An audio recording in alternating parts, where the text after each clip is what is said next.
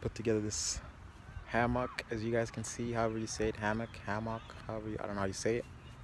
But now I'll show you guys how to put it apart, and how to put it together as well. So basically, this was my first time putting together a hammock, but I made sure it was about 6 feet tall, or the straps were 6 feet high, um, and just tied it together, as you can tell right up there.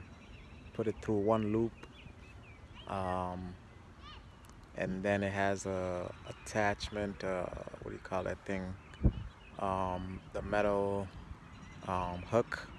So you just put the strap through the hook, and then make sure the rope, which is the black string rope, the knot is tied really tight. So make sure it holds together. Um, yeah, it's pretty simple. I mean, looks complicated first time you do it, but it's not that complicated. But show you guys how to put it apart and put it together as well. So to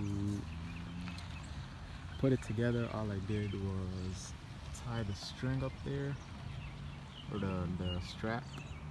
Make sure it's 6 feet tall. Put it through this loop right here, and then the hook. Make sure it went through the hook. Make sure the knot was really tight, and then did the same thing on the other side. So to bring it apart, all I do is just take this out.